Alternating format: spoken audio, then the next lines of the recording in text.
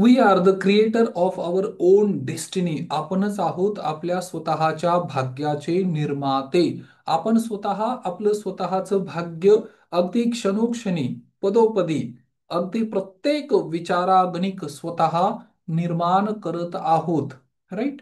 आपण स्वतःच आहोत. परंतु यासाठी काही बेसिक कन्सेप्ट आहेत. सायंटिफिकली जर तुम्ही काही गोष्टी चेक केल्या तर तुमच्या लक्षात येईल की we all are being emotional pattern. आपण आपले स्वतःचे इमोशनल पॅटर्न आहोत. आपल्या पॅटर्न अनुसार आपण आपल्या जीवनामध्ये काही गोष्टी स्वतः आकर्षित करत आहोत. काही गोष्टी आपण स्वतः आपल्या इमोशनल जे पॅटर्न्स बनलेले आहेत. पॅटर्न याचा अर्थ जो स्वभाव किंवा अगदी साध्या भाषेत बोलायचं झालं तर सवयी, ज्या सवयी आपण दररोज करत आहोत. म्हणजे याचं जर एक छोटस उदाहरण किंवा सिक्वेन्स द्यायची झाली तर ती अशी आहे की सर्वप्रथम आपण विचार करतो. विचार कशाने करतो? जे आपल्याला फील होतं त्यानुसार आपण जे विचार करतो. जे विचार करतो ते आपले शब्द बनतात. जे आपले शब्द असतात ती आपली कृती बनते. जी आपली कृती असते ती आपली सवय बनते. सवय over the period of time. तीच गोष्ट पहाटे उठण्याची सवय असेल तर कृती केली तुम्ही पहाटे उठण्याची तर ती तुमची कालांतराने 21 दिवसासाठी जर तुम्ही फोर्सफुली स्वतःला पहाटे उठवत असाल ब्रह्ममुहूर्तावर किंवा सूर्योदयापूर्वी. ब्रह्ममुहूर्त हा शब्द खूप जरा अ, उच्चारण केला तरी काही व्यक्तींना वाटतं की पहाटे 3लाच उठायला हवं. नाही, सूर्योदयापूर्वी तुम्ही उठायची सवय लावली. अगदी 5:30 वाजता उठलात, 5:15ला, 5 वाजता. ओके, जसं स्टेप बाय स्टेप तुम्ही अर्ली मॉर्निंग उठत जाल आणि 21 दिवस हे रुटीन फॉलो केलं तर त्याच्यानंतर तुम्हाला विनासायास उठता येईल.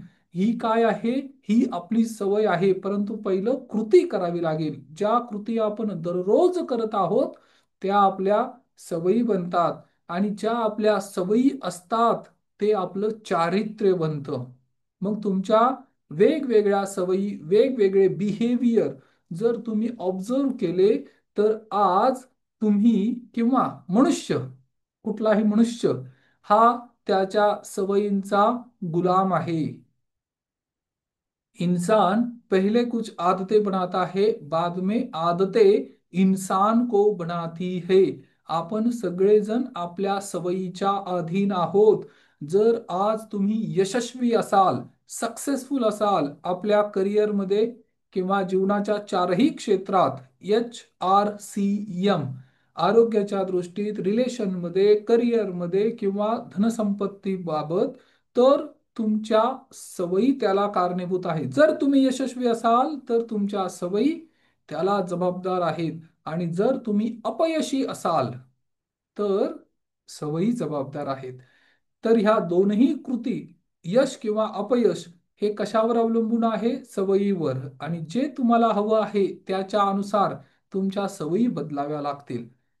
ज्या तुमच्या सवयी आहेत हेच तुमचं चारित्र्य बनतं. पुढे चालून हेच तुमचं चारित्र्य बनतं आणि जे तुमचं चारित्र्य आहे हेच तुमचं भाग्य निर्माण करतं. कळालं? अगदी साधं सरळ सिंपल लॉजिक आहे. परंतु यामध्ये काय करावं लागेल? ऍक्शन ओरिएंटेड फ्रिक्वेन्सीवर भर द्यावा लागेल जास्तीत जास्त.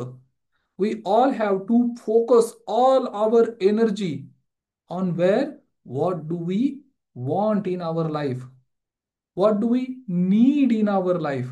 आपल्या जीवनामध्ये ज्याची आपल्याला इच्छा आहे किंवा ज्या आपल्या गरजा आहेत त्यावर फोकस करणं फार महत्वाचं आहे. Whereas आज आपण फोकस कुठे करत आहोत? अनवॉन्टेड गोष्टीकडे, ज्याचं आपल्याला काही घेणं देणं सुद्धा नाही किंवा ज्याची आपल्याला आवश्यकता पण नाही. अशा गोष्टींमध्ये आपण आपल्या जीवनाचं पूर्ण लक्ष केंद्रित करत आहोत, फोकस करत आहोत. परंतु दॅट इज नॉट गुड. हे चारित्र्य निर्माण करण्यासाठी फार महत्वाची गोष्ट आहे. राईट? परंतु आता जर सवयी बदलायच्या असतील तर सर्वात आधी मूलभूत काय बदलावं लागेल? इमोशनल पॅटर्न बदलावे लागतील. एखाद्या व्यक्तीचा स्वभाव किंवा एखादा व्यक्ती, आणि हे सायंटिफिकली आहे, एक प्रयोग पण आपण करणार आहोत. काही प्रयोग हे ऑफलाईन मध्ये समोरासमोर असताना जास्त चांगल्या प्रकारे करता येतात, परंतु काही हरकत नाही. इमोशनल पॅटर्न आणि रेकग्नाइज युअर इमोशनल पॅटर्न याचा अर्थच हा होतो की खरोखर मी कसा आहे याचं मनन चिंतन करणं गरजेचं आहे. कसं करायचं हे मनन चिंतन? कारण आता आपण पाहिलं की ज्या काही गोष्टी आपल्या जीवनामध्ये घडत आहेत, तुमच्या सवयी ज्या आहेत, हे तुमचं पॅटर्न ठरवतं, परंतु इमोशनल पॅटर्न ठरवतं, परंतु इन्सिडेंट जो प्रसंग तुमच्या जीवनामध्ये घडत आहे हा फक्त फ्युएलिंगचं काम करतो. फ्युएल, जसं अग्नी प्रज्वलित झालेला आहे आणि त्यामध्ये तुम्ही इंधन टाकलं तर तो जास्त भडका घेईल किंवा जास्त प्रज्वलित होईल मोठ्या प्रमाणात. फ्युएल किंवा जे इंधन तुम्ही टाकत आहात ते अग्नी प्रज्वलित करत नाही. अग्नी हा पूर्वीपासून असायला हवा. आणि तसंच आपल्या ज्या सवयी आहेत, ज्याला आपण म्हणतो ना वेगवेगळे प्रकारचे इमोशन आहेत, 6 प्रकारचे इमोशन, तर मुख्य किंवा महत्वाचे 6 प्रकारचे इमोशन. परंतु त्यामध्ये सुद्धा जसं त्याचं वर्गीकरण करत जाऊ, फक्त दुःखी असणं हे सगळे इमोशन नाहीत, त्या दुःखामध्ये सुद्धा 6 प्रकार आहेत. आनंदी त्याच्यात पण 6 प्रकार आहेत. आणि हे वेगवेगळे जे प्रकार आहेत त्याला जसं तुम्ही आयडेंटिफाय कराल तसं तुमच्या लक्षात येईल की हा आपला मूळ स्वभाव आहे आणि त्याच्यावर इंधन म्हणून प्रसंग आणि परिस्थिती, व्यक्ती आणि वस्तू काम करत आहेत. कळालं? राग एखाद्या व्यक्तीला जर येत असेल, अँगर, क्रोध, तर ह्या क्रोधाचं कारण तो व्यक्ती नाहीये, क्रोध आतमध्ये पहिल्यापासून आहे. फक्त तो व्यक्ती काय झालेला आहे? निमित्त. तो व्यक्ती एक निमित्त झालेला आहे आणि ह्या निमित्त असल्यामुळे आपल्याला वाटतं की तो व्यक्ती सर्वस्वी जबाबदार आहे, परंतु तसं नाही. राईट? याला म्हणायचं इमोशनल पॅटर्न, जे आपल्याला आपल्या जीवनामध्ये पुन्हा पुन्हा व्यक्त करायचे किंवा त्याच्यावर मनन चिंतन करायचं आहे. आणि हे डीग करत असताना, म्हणजे अंतर्मनात खोदकाम करत असताना, आतमध्ये जात असताना मग लक्षात येईल की माझं पॅटर्न आता वेगळं आहे आणि ते मला बदलायला हवं. मग हे कसं बदलायचं? तर याच्यासाठी काही प्रोसेस आणि काही विधी आहेत, त्या आपल्याला आपल्या जीवनामध्ये अंगीकारायच्या आहेत. आणि जसं तुम्ही हे करायला सुरुवात कराल तसं तुमच्या जीवनामध्ये परिवर्तन आणि बदल घडायला सुरुवात होईल. जसं क्रोध आपण बोललो, तर क्रोध मध्ये काय काय येतं? बिंग चीटेड, एखाद्या व्यक्तीला फसवलं गेलेलं आहे, इन्सल्ट झालेला आहे, किंवा काही कटू अनुभव त्या व्यक्तीच्या जीवनामध्ये आहे किंवा काही फ्रस्ट्रेशन आहे, किंवा आपण म्हणतो ना बऱ्याच वेळा की ही इज मॅड, तो व्यक्ती आता अ, वेडा झालेला आहे. कशात? रागात. राईट? हे वेगवेगळे प्रकारचे इमोशन आहेत जे व्यक्तीच्या आतमध्ये तो दररोज याची प्रॅक्टिस करत आहे. जर एखादा व्यक्ती फक्त सॅड किंवा दुःख फक्त दुःखी आहे असं म्हणत असेल, तर त्याला दुःख कशाचं आहे?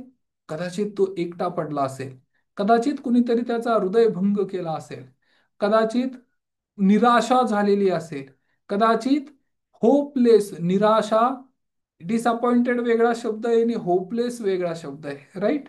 ग्रीव्ड झाला असेल एखादा व्यक्ती जीवनातून निघून गेल्यानंतर, ते ग्रीफ ही एक फिलिंग किंवा भावना निर्माण होते. त्यानंतर अनहॅपी, सॅड वेगळं आहे, अनहॅपी वेगळं आहे. लॉस्ट, काही गोष्टींचा जीवनातून म्हणजे त्याला फील होते की आय लॉस्ट समथिंग. राईट? आणि इवन रिझाईन हा सुद्धा दुःखाचाच एक भाग आहे. Resign, not necessary resign from job, फक्त जॉब मधून रिझाईन नाही देत, परंतु काही गोष्टी अशा सुद्धा आहे जीवनात ज्याच्याने व्यक्ती रिझाईन देतो. राईट? तर हे वेगवेगळे प्रकारचे इमोशन आहेत. उदाहरणार्थ, एन्जॉयमेंटमध्ये जर पाहिलं तर यामध्ये हॅपीनेस आहे किंवा प्रेम आहे किंवा कंटेनमेंट आहे. कंटेनमेंटचा अर्थ काय होतो? परिपूर्णता. असं वाटतं बऱ्याच वेळा दिवसभरात की आजचा दिवस म्हणजे जर काही केलं असेल तसं तर खऱ्या अर्थाने मी पूर्ण जगलो हे फील होतं. ज्यावेळेस तुम्ही पिकनिकला किंवा ट्रेकिंगला जाता त्यावेळेस ते रिअलाइज होतं. राईट. एक्साइटमेंट असते किंवा शांती असते, पीस किंवा सॅटिस्फॅक्शन. आता हे जर पाहिलं आपण तर हे असे प्रकार आहेत इमोशनचे. परंतु आपण फक्त एका इमोशनवर चिकटून बसतो किंवा आपल्याला ओव्हरऑल फक्त हे चारच गोष्टी माहिती आहेत. एक दुःख आहे, एक क्रोध आहे, एक भीती आहे किंवा ओशाळवाणापणा आहे. राईट. किंवा आनंद आहे. पण याच्या आतमध्ये जाऊन जसं तुम्ही विचार करत जाल तसं तुम्हाला तुमचे स्वतःचे एक एक पॅटर्न, स्वतःच्या स्वभावाचे एक एक पैलू दिसायला सुरुवात होईल. राईट. आणि याच्यावर काम करायला हवं. याला म्हणायचं रेकग्नाइज युअर इमोशनल पॅटर्न. हा पॅटर्न प्रत्येक व्यक्ती आपल्या अंतकरणात जाऊन स्वतः पाहू शकतो. याच्यातून त्याला काही गोष्टी रिअलाइज होतील. परंतु याच्यावर उपाय काय आहे? याच्यावर उपाय आहे, जो पण तुमचा पॅटर्न आतापर्यंत बनलेला आहे हा तुम्ही चेंज करू शकता, हा बदलू शकता. मग हे बदलण्यासाठी काय करावं लागेल? काही रिच्युअल्स आहेत, काही रेग्युलर रुटीन आहे. हे रुटीन जर तुम्ही फॉलो केलं, फॉर एक्झाम्पल एक्सरसाइज करू शकता, बुक रीडिंग करू शकता, म्युझिक म्युझिक प्ले करून त्याच्याबरोबर डान्स करू शकता. राईट. फक्त ऐकायचं नाही तर त्यावर कृती करायची आहे. आणि त्याबरोबर तुम्ही ग्रॅटिट्यूड एक्सप्रेस करू शकता. हो, ओपोनोपोनो करू शकता. हे जर तुम्ही केलं तर जीवनामध्ये चमत्कारिक पद्धतीने परिणाम आणि बदल घडतात. आज भले तुमची परिस्थिती जी पण असेल, परंतु त्या परिस्थितीला ब्लेम, दोष देऊन काहीही उपयोग नाही. आता ठरवावं लागेल की मला माझं गंतव्यस्थान, मला जायचं कुठं आहे.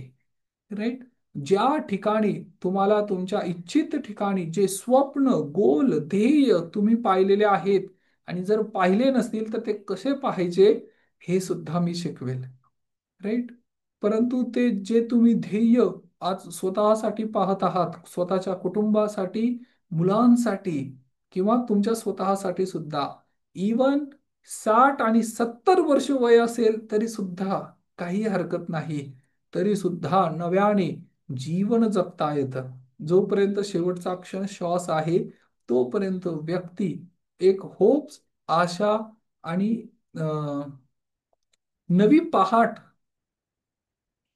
बराक ओबामा यांचं career at the age of 50 संपुष्टात आलं. म्हणजे त्यांनी त्यांचं करिअर, जे काही ते राष्ट्राध्यक्ष होते ते बनून झाले.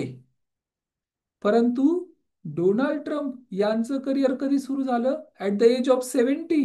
70व्या वर्षी करिअर सुरू झालं राष्ट्राध्यक्ष बनण्याचं. आणि दुसऱ्यांदा पुन्हा ते बनलेले आहेत. कळालं? तर हे सगळं आपल्या पर्पजने सुरू होतं. पर्पज, हेतू, उद्देश. आणि यासाठी काही मेडिटेशन आहेत. हे मेडिटेशन का करायचे? सर्वप्रथम क्लिन्झिंग करायचं, डिटॉक्सिफिकेशन करायचं. जे अंतर्मनामध्ये जे ग्रीफ किंवा काही भावना, काही दुखावल्या गेलेल्या काही गोष्टी आहेत, जे आतमध्ये सलतय. सगळ्यात महत्वाची गोष्ट, you cannot make everyone happy. दुसऱ्यांना आनंदी करण्यासाठी बरेच व्यक्ती स्वतः दुःखी होत जातात. राईट. कारण ज्या व्यक्तीला माहीतच नाही आनंद काय असतो किंवा आनंदी होतात कसं, त्यांना तुम्ही आनंदी कसं काय करू शकाल? आणि at the same time you cannot make everyone happy. तुमच्या कृतीमुळे काही व्यक्ती आनंदी होतील, काही व्यक्ती दुःखी होतील. हा तुमचा पार्ट नाही, तो त्यांचा इमोशनल पॅटर्न आहे. आणि बऱ्याच वेळा तो व्यक्ती माझ्यापासून दुःखी आहे म्हणून त्या विचारात आपण स्वतः दुःख अनुभव करत राहतो. आणि हे जर याच्यातून बाहेर पडायचं असेल तर काय? अगदी साधा सरळ सोपा मार्ग आणि उपाय आहे. हो ओपो नोपोनो पोनो पोनो पोनो पोनोचा अर्थ काय? करेक्शन. स्वतःमध्ये पुन्हा नव्याने सुधारणा करणे. राईट. ह्या सेशनचा उद्देश ज्ञान देणं नाहीये. ह्या सेशनचा उद्देश जे ज्ञान प्राप्त झालेलं आहे ते पुन्हा पुन्हा आचरणात आणून प्रॅक्टिस करणं आहे. राईट. प्रॅक्टिस करणं. जसं तुम्ही प्रॅक्टिस करत जाल तसं तुमच्या जीवनामध्ये परिवर्तन आणि बदल आपोआप दिसायला लागतील. आणि ह्या प्रवासात तुम्हाला काय करायचंय? बाकी काही नाही. हा प्रवास अगदी सोपा आहे. फक्त तुम्हाला या नौकात किंवा ही जी नाव आहे, प्रवाहात जे काही आपण चाललेलो आहोत, या नावेत येऊन फक्त बसायचं आहे. राईट. याच्यामध्ये फक्त बसा. या प्रवासात फक्त सोबत राहा आणि ही प्रॅक्टिस करत राहा.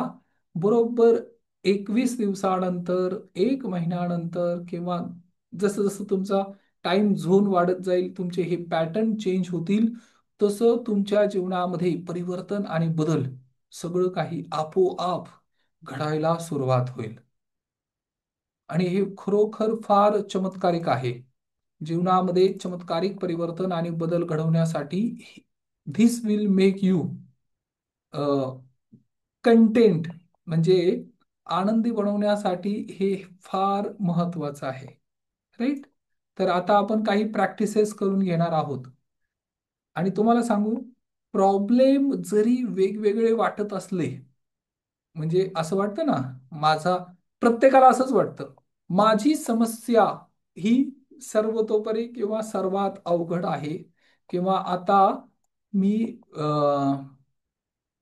माझ्या समस्यानुसार ही वेळ जर कुणावर असती तर त्यांना कळालं असतं. परंतु असं नाहीये. प्रत्येक व्यक्ती त्याच्या जीवनामध्ये जी काही त्याची समस्या घेऊन जात आहे ना, ह्या प्रत्येकाचं सोल्युशन एकच आहे. काय? पहिल्यांदा स्वतःला हील करा. स्वतःला पहिल्यांदा करेक्ट करा. राईट. आता आपण एक प्रॅक्टिकल एक्सपिरियन्स करणार आहोत, परंतु त्यापूर्वी अजून काही गोष्टी मला सांगायच्या आहेत. डॉक्टर ह्यू लेन हे एक सायकोलॉजिस्ट आहेत. आणि अम, त्यांची एकदा ट्रान्सफर झाली. कुठे ट्रान्सफर झाली माहितीये? त्यांची ट्रान्सफर झाली एका वेड्यांच्या हॉस्पिटलमध्ये. कारण ते बिंग सायकोलॉजिस्ट किंवा ज्या क्षेत्रात ते आहेत, तर हवाईन स्टेट हॉस्पिटलमध्ये त्यांची ट्रान्सफर झाली, जिथं वेड्यांना ठेवलं जायचं. आणि दिस इज अ ट्रू स्टोरी. आणि ते असे वेडे होते जे इन्सेन वॉर्डमध्ये राहायचे. इन्सेन वॉर्ड याचा अर्थ की गुन्हेगारी प्रवृत्तीचे, त्यांचं बॅकग्राऊंड काय? गुन्हेगारी, क्रिमिनल. आणि त्या बॅकग्राऊंड मधून आल्यानंतर ते स्वतःला इजा करून घ्यायचे, त्रास करून घ्यायचे. त्रास म्हणजे जीव घेणा प्रयास करायचे, दुसऱ्यांवर पण आणि स्वतःवर पण. म्हणून त्यांना साखळदंडामध्ये बांधून ठेवलेलं होतं. अशा वेड्यांमध्ये, अशा ठिकाणी त्यांची ट्रान्सफर झाली, जिथे स्टाफ सुद्धा यायला म्हणजे नको म्हणायचे. बरोबर. तर अशा ठिकाणी आल्यानंतर त्यांनी सर्वप्रथम हा विचार केला की ज्या अर्थी मी इथं आलेलो आहे त्या अर्थी हे संचित कर्म यांचं आणि माझं रिलेशन आहे. प्रकृती आणि ब्रह्मांड युनिव्हर्स यांचा हा संकेत आहे, आणि म्हणून मी इथे आलेलो आहे. तर आता मला यांच्यावर काम करावं लागेल. मग त्यांनी काय केलं? त्या फॅसिलिटीमध्ये, त्या हॉस्पिटलमध्ये एक रूम, स्वतःसाठी एक ऑफिस केलं, ज्यामध्ये सर्व फाईल्स, प्रोफाईल्स त्या पेशंटच्या आणल्या आणि त्याच्यावर स्टडी करायला सुरुवात केली आणि स्वतःवर क्लिन्झिंग करत गेले. राईट. आणि याचा परिणाम आणि प्रभाव असा झाला की ते व्यक्ती बरे होत गेले, विना औषधांचं, विना त्यांना पाहता, भेटता, कन्सल्ट करता त्यांच्यामध्ये परिवर्तन आणि बदल घडायला सुरुवात झाली. आणि जसजसं हे परिवर्तन आणि बदल होत होतं, तसतसं त्यांच्या जीवनामध्ये, म्हणजे त्यांना साखळदंडामध्ये बांधण्याची गरज नाही पडली. मग त्यांना मोकळं सोडण्यात आलं, ते वावरायला लागले. आणि नंतर इतके क्युअर झाले की त्या सगळ्यांना रिलीज करण्यात आलं आणि ती फॅसिलिटी क्लोज झाली. म्हणजे आता त्यांची आवश्यकता नव्हती, कारण तिथं कोणी वेळच नव्हतं. राईट. हे ट्रू स्टोरी आहे. तुम्ही डॉक्टर हिव लेन गुगल आउट करू शकता. आणि हे पूर्ण जगापुढे कोणी आणलं माहितीये? डॉक्टर जो व्हॅटॅले. द सिक्रेट मूवी जर तुम्ही पाहिला असेल, तर त्या सिक्रेट मूवीमध्ये हे डॉक्टर आहेत. आणि यांनी याच्यावर रिसर्च केला, त्या व्यक्तींबरोबर डिस्कशन केलं, त्यांना पुन्हा भेटले, आणि मग त्यांना रिअलाइज झालं की खरोखर इट क्रिएट्स मॅजिक. कळालं? हे मॅजिक करतं. दिस इज व्हॉट कॉल्ड जादू. आणि जादू होते. आणि त्या व्यक्तींच्या जीवनामध्ये परिवर्तन आणि बदल घडायला सुरुवात झाली.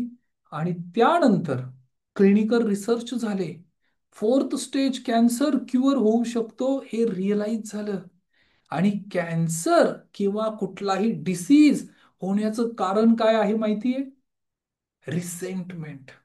अंतर्मनामध्ये एखाद्या व्यक्तीविषयी जो राग किंवा द्वेष सप्रेस करून ठेवलेला आहे, तो उफाळून येतो. आणि जर बाहेर व्यक्त नाही करता आला, तर तो अंतर्गत अवयव जे आहे, जे आपले ऑर्गॅन्स आहेत, अवयव, यांच्यावर काम करतो म्हणजे डॅमेज करतो. डायबिटीस जर झाला असेल, शुगर डिटेक्ट होत असेल, स्वतःची रोगप्रतिकारक शक्ती स्वतः विरुद्ध आक्रमक होत असेल, राईट, तर याचा अर्थ काय? की आतमध्ये खूप काही इमोशनल पॅटर्न गडबड झालेली आहे. आणि हे जे पॅटर्न आहेत, याच्या भावना आहेत, हे आता स्वतःला नुकसान करत आहेत. ऑटोइम्युन डिसीज नावाचा एक प्रकार आहे, ज्यामध्ये व्यक्तीची स्वतःची रोगप्रतिकारक शक्ती त्याच्यासाठी घातक होते. कळालं? हे इतकं पॉवरफुल नॉलेज आहे. हे बघा, हे फ्री याच्यासाठी नाहीये की याची व्हॅल्यू नाही. हे हे खूप व्हॅल्युएबल नॉलेज आहे. परंतु जर याची प्रॅक्टिस केली आणि प्रत्येक व्यक्तीपर्यंत हे ज्ञान पोहोचणं गरजेचं आहे. कमीत कमी हे बेसिक आहे. एवढं जरी काही व्यक्ती करू शकले, तरी सुद्धा त्यांच्या जीवनामध्ये आजारपण किंवा हॉस्पिटलायझेशन ह्या गोष्टी कमी होतील, आपोआप कमी होतील. परंतु त्यासाठी आधी त्यांनी, कारण बऱ्याच व्यक्तींना हे सुद्धा माहिती नाही की आदर्श दिनचर्या काय आहे, लाईफस्टाईल काय आहे. ज्याला तुम्ही सेलिब्रेशन म्हणता ना, पार्टी, या पार्टीचा अर्थ फक्त, आणि हा अर्थ लावलाय कुणी? म्हणजे जे काही व्यक्ती एकत्रित बसले, आता एन्जॉय करायचा, एन्जॉय करायचं तर एन्जॉय करा ना. वारीला, पंढरीला जाताना त्या वारकऱ्यांकडे पहा, ते किती एन्जॉय करतायत. पडत पावसात जर ते रस्त्यावरून जात असतील, राहायचं कुठं, निवारा कुठं, ठिकाण कुठं, हे पण माहिती नाही. फक्त तंबू किंवा ज्याला म्हणतो ना आपण, ताडपत्री बांधून रस्त्याच्या कडेला राहायचंय. काही व्यक्ती तसे पण राहतात, काही व्यक्तींची तंबूमध्ये सोय असते. त्यांना सुद्धा ते माहिती नाही. आणि पाऊस आहे किंवा नाही, हवामानाचा अंदाज पण माहित नाही. वार तारीख आधीच ठरलेले आहेत. आणि दररोज 20 ते 25 किलोमीटर, 16 किलोमीटर, 30 किलोमीटर चालायचंय. मग आता तुम्ही मला सांगा, याच्यात जर एन्जॉय नसता तर त्यांनी ते केलं असतं का? आणि त्या व्यक्तींना हे सुद्धा रिअलाइज होतं की याच्यात खरोखर आनंद खूप मिळतो. काही व्यक्तींचे भाव, जे इमोशनल पॅटर्न आपण म्हणतोय, भाव, आणि परमेश्वर भावाचा भुकेला आहे, भाव इतके जागृत होतात की त्यांना असं प्रत्यक्ष वाटतं की मी भगवंताला भेटायला चाललेलो आहे, वैकुंठ गमन होत आहे. आणि खरोखर तुम्ही जर ते पाहिलं, यामध्ये सगळ्या प्रकारचे लोक येतात, परंतु त्यातल्या त्यात मोस्टली जे भाव, इमोशन जे आहेत, ते त्यांचे जागृत आहेत. मग याला एन्जॉयमेंट नाही म्हणत का? परंतु आपल्यासाठी एन्जॉयमेंटची व्याख्या काही व्यक्तींनी अशी केलेली आहे की स्वतःच्या अवयवांना, ऑर्गॅनला त्रास देणं म्हणजे सेलिब्रेशन. हे चुकीचं आहे, राईट. आणि हेच सगळे इमोशन व्यक्ती स्वतःबरोबर किंवा फॉल्स, चुकीच्या ज्या समजुती आहेत, याच्या अनुसार जीवन जगत आहे. परंतु प्रकृती विरुद्ध आचरण केलं तर प्रकृती शिक्षा देणारच. हे प्रकृतीचे नियम आहेत. एखादा व्यक्ती मेणबत्तीवर हात ठेवेल, तर प्रकृतीच्या नियमानुसार चटका बसेल. हा प्रकृतीचा रूल्स, रेग्युलेशन, नियम ठरलेले आहेत. तुम्ही याला अपवाद नाही. हे या सृष्टीचे नियम आहेत.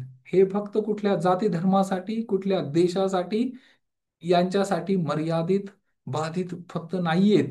प्रत्येकासाठी युनिव्हर्सल लॉ, प्रत्येकासाठी हे नियम लागू आहेत. त्याच पद्धतीने हो ओपोनोपोनो केल्याने किंवा हा लाईव्ह एक्सपिरियन्स आहे, लाईव्ह, राईट. आणि आता आपण तो प्रयोग करणार आहोत. तर पुढचे एक 10 ते 15 मिनिट तुम्ही डोळे बंद करून हे प्रयोग करायचा आहे किंवा हे स्वीकार करायचंय. This is what the tears of joy experience. याच्यातून खरोखर अंतकरण शुद्ध व्हायला मदत होईल, राईट. स्त्री असो किंवा पुरुष असो, पण जर अश्रू येत असतील तर ते फ्लो होऊ द्या, वाहू द्या. कारण याच्याने जीवनात खरोखर परिवर्तन आणि बदल घडतो. ओके.